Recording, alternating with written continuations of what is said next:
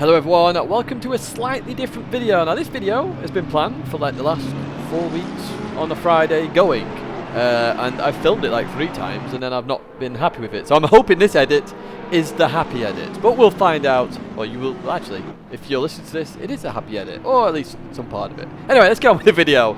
So to me, Assetto Corsa Competizione, right, the game, I actually think it's only a good game and not a great game. However, there is one thing that pushes it towards being a great game, and one reason why I keep going back to playing it. And this is what that video is kind of all about.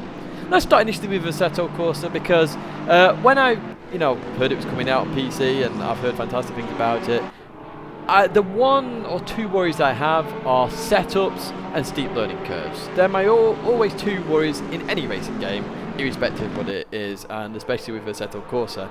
Mainly because to be competitive, you don't want to have to be putting in 10-15 hours into a setup just for one circuit, and yeah, it's a worry. Fortunately, Assetto Corsa sort of already solved this with the default setups. It's great.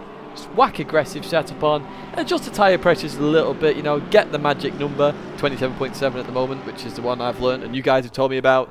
And then pretty much off you go, really. You can just go out there and race and actually have some fun, and generally have decent races. I've had some fantastic races on Assetto Corsa. I really, really have. So I didn't need those worries that I had in the past, and I'm glad now I can say that, and I've been enjoying this Assetto Corsa each and every week that I'm able to play it. So to me, it's brilliant. Happy days there. And before we get into why it's a good game, let me just talk about a few of the bad things, in my opinion, about the game. So not a lot is explained. You do have to work it out yourself, or say, well, I tried to work it out myself, but instead you guys helped me completely. Okay, let me go through some of your setting changes. Can I just... Oh, you turn it off here. Oh, okay. I didn't know that. Ooh, look at all this. Oh.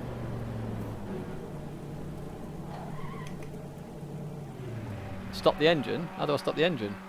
To understand everything, which is good. I still don't understand everything in the game, but there's not a lot there explained, unless I'm missing some kind of tutorial somewhere, but it doesn't appear to be in the game, if that makes sense.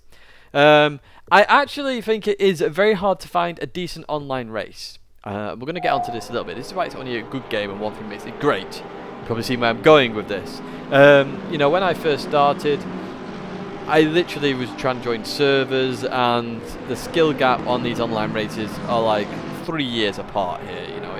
It was a bit silly, really, to be honest with you. So to find an actual decent online race was very, very tricky. And sometimes joining servers and races can be what I would say is clunky.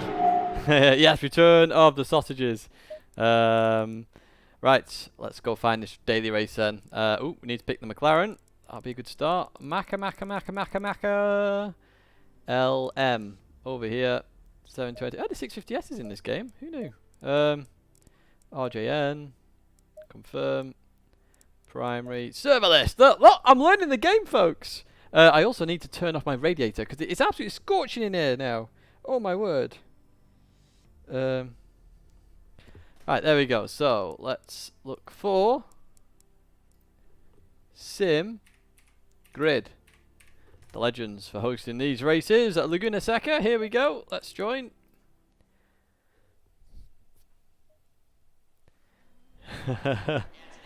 Oh dear. Right, set up. Hang on, I'm on the left. I'm in the Bentley, aren't I? Am I in the Bentley? Tidge! All I want to do is select a car and join a server, but quite often or not, and you've seen this on streams, I end up joining a server and then realising I'm in the wrong car from the car I originally chose, so then I've got to go back out, pick the right car, and then go back in. Now, I'm very thankful ACC put that ability in, because I would have joined a lot of races in the wrong car otherwise. I think one time I joined in a GT4 when everyone else was in a GT3. I'm not sure I could get that on the picture in the background or not. That'd be quite hard to find, because we've been playing Assetto for quite a little while now. But even so, it's a little bit clunky in that sense. And yes, it's okay. You've got to select primary car or GT3 or GT4 and the relevant car. I'd rather just have one car and it just picks that car. That would just be the easiest thing in the world. However, it doesn't do that, but yeah, it's just a little bit of annoyances, bad things I would consider in terms of ACC. Now, obviously, you know lots of the good already. The large grids. You know I love large grids, so that obviously is a big plus in my book. The starting system is fantastic. You know, huge shout out for that. The drying line when it rains, superb. Happy days with that. The time and weather transitions. We've experienced night racing, day racing, wet weather racing, wet weather going to dry racing. That was superb at Catalonia when I got to enjoy that. You know, the actual drying line, unbelievable. Has a very good penalty system. I don't know too much about it, but you know, it does judge whether you've gained time or not, which is kind of critical in a penalty system in my opinion. So it is very good in that sense. There are lots of cars to choose from, and now you're probably going, well, no, there isn't. You've got GT3 and GT4, and then you're pretty much, you know, on the edges of car choice. Yeah, potentially, but you know, you've got lots of livery choices in there, and this game is focused around the Blanc Endurance series mainly, obviously. So it is GT3. I love GT3, so I would consider quite a lot of car choices in there. I mean, we get the Jaguar, which you don't see in many games. In fact, is it even in any other games? I don't actually know the answer to that question. Maybe someone can let me know in the comments, because thinking about it, I've not seen it in any other games. But yeah, quick livery editor. Oh, when you guys told me about that, oh my word. And of course, we made the Bentley Speed 8 Zimbabwe team, which is brilliant. But the fact you can make these quick liveries very quickly, weirdly, is fantastic. You know, most of the tracks, or nearly all of them, minus one, are laser scanned, which, you know, I do believe are accurate. You know, when I go between Gran Turismo and Assetto Corsa, the feel of the tracks are identical. You know, I use very similar brake markers that are in both games, and I would argue that they are the most accurate versions of the circuits compared to other games, because I know GT, with the FIA sanction and partnership they have to be within a very, very tight accuracy rating. Now, if Assetto Corsa is pulling off the same feel on these circuits, then they must be that close to reality. Now, obviously, I don't race at all these circuits, so I can't comment on that. I know Silverstone feels very realistic to me. That's the only course I've driven around on. Oh, and Old Park I've been at as well, of course, now. But obviously, there's one track that isn't laser scanned, and that's Zandvoort. So that was created by somebody in Assetto Corsa 1, and they've ported that into ACC. Now, don't quote me on that, but when I was doing research on it, I was very interested by that. I mean, it shows you how good Assetto Corsa, the original game, was, with the amount of mods that were available. And the interview with GT Planet as well, that, you know, they loved those kind of mods as well. It shows the creativity of the community, basically, which is awesome. Now, in my opinion, it is one of the best simulations out there. Assetto Corsa, the original, probably a little bit better. But in terms of what I know about how a car reacts, because at the end of the day, I haven't driven a GT3 car or a GT4 car, so I can't give you an accurate representation of whether it is fully simulated. For that, you will need David Perel or James Baldwin, for example. They both obviously have driven GT3 in real life. They'll be able to tell you exactly how simulated it is and what isn't, etc., and all that good stuff. But basically, in my opinion, it rewards good driving. You know, if you go for smoothness, you can go for the aggression, but you've got to make sure you're not getting that oversteer or losing traction. It really does impact your lap times on Assetto, and I really like that. And the understeer as well, it feels like proper understeer, which is good. It's perfect. It's great. Makes it really good in my opinion. The AI is good if you want to race it AI. I'm not a particular fan of racing AI. I just think, yeah, I'd rather race online. And the sounds, you know, I put pure sounds in all of the descriptions for Assetto Corsa because the sounds are just unbelievable. And obviously, this game really does come to the forefront in that. But as I said, I just think it's a good game. I don't think it's great at that point. When I've listed the good, the bads, my worries, etc., I just think it's a good game. It's not a great game. Obviously, in other games, it's they've got more content or whatever it might be. But there is one thing that makes Assetto Corsa great. Once it got this, and once I got involved with it, in my opinion, it made the game great. And why I keep going back to it time after time after time after time, and that's the community. So what do I mean by this? Well, if you look at the game, and I talked about this in the bad parts of ATC. Finding a decent online race without the communities is pretty hard going. You know, and the first few times I tried, I just couldn't really get any decent races. The gaps were too extreme between drivers. Yes, they have a competition server race, but it's like one every 2 or 3 hours or something. It is so long of a gap, so it is quite difficult to get involved in a good online race. And obviously that's a matchmaking system with that competition server. But even then, there's still quite big gaps in there.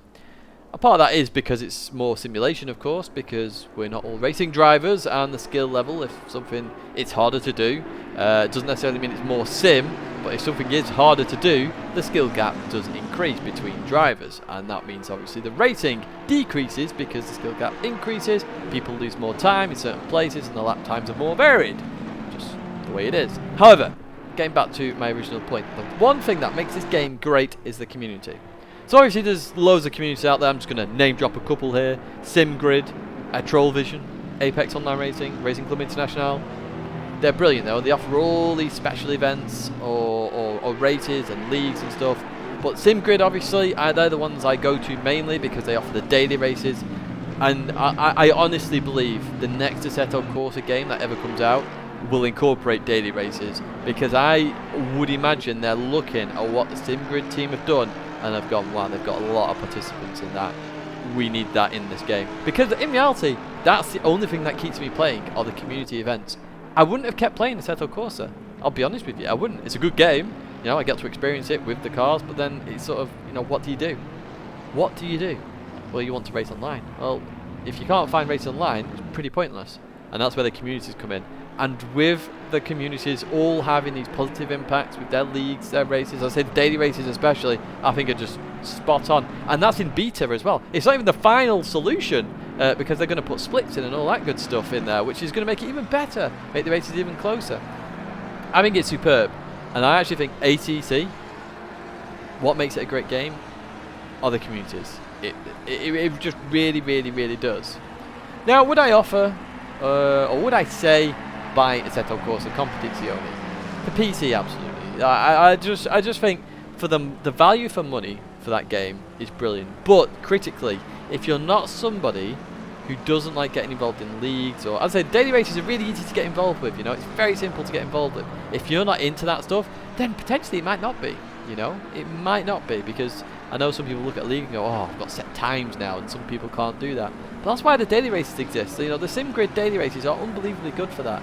And that's why they get an exceptional shout out from me, because it's brilliant, and that's what I keep going back to consistently. So in my opinion, ACC is a good game, but made great by the community. And I hope the way that they said in the interview as well, that GT Planet did with ACC, or Assetto Corsa team, I hope that they take what has been made for ACC in terms of the daily race and all that good stuff, they incorporate this, they talk to the communities, and they make the next game even better, because then it will be just great from the offset rather than just good. And I'd say I do love the game, but I do feel like my playing time would have just dropped off very quickly, because I'd have been like, oh, this is great, done a few races, had a few races and gone, oh, what do I do now? And I'd have stopped, because there's nothing else to do. So yeah, the communities, in my opinion, make this game absolutely great. And before anyone goes, oh, it's not a game, it's a sim, all racing sims, in quotes, are games. They are games. They are video games at the end of the day. You know? So please don't hate on that. They are games, and that's why I talk about them in that state. So that's going to be it for me for this video. I'd say an interesting video. I'm hoping this is the edit and not another take where I just bin it off because I don't like it. But hey, you'll find out soon enough.